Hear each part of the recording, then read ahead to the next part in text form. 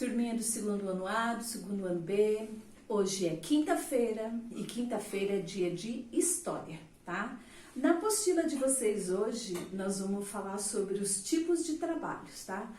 O que é trabalho? Trabalho é um conjunto de atividades que as pessoas exercem para atingir um determinado fim, tá?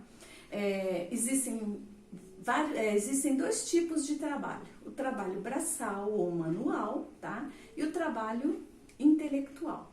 Falando sobre o trabalho braçal.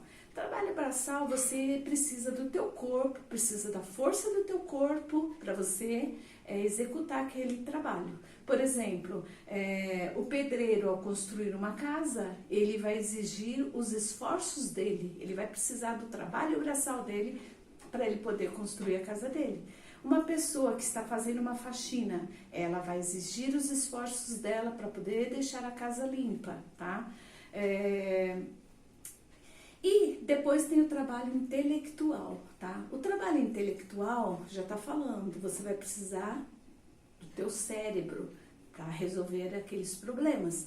Quem, por exemplo, usa o cérebro? Todo mundo usa o cérebro até para limpar a casa, para construir uma casa, tá? Mas a pessoa, quando a gente fala trabalho intelectual, a gente já pensa no escritor de um livro, tá? Que ele senta, ele coloca o cérebro em funcionamento para dar continuidade na história do livro dele, tá?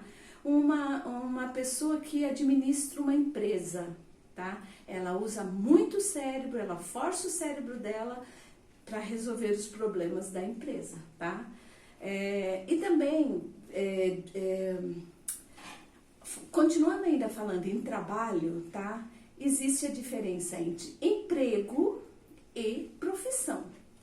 Emprego é uma ocupação, é um serviço público ou particular que a pessoa exerce, tá?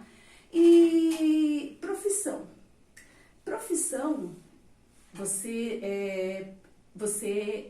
a profissão já é um pouco diferente, você precisa saber a respeito daquilo que você vai fazer, tá? Então, geralmente, você precisa estudar para isso. Por exemplo, um médico, a profissão dele, eu como professora, não posso exercer a profissão dele de medicina. Por quê? Porque eu não estudei para aquilo, tá?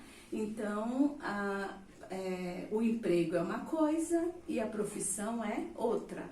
Para você exercer uma profissão, você tem que estudar para aquilo, você tem que ser expert naquilo que você vai fazer, tá bom? Então, essas são as lições de história de hoje, quinta-feira, tá? E as lições de matemática de quinta-feira são algumas atividades, são revisões, tá? Que vocês já viram sobre antecessor de sucessor, sobre números pares e ímpares, tá bom? Bye, bye, bom final de semana para vocês e até semana que vem, se Deus quiser. Beijo.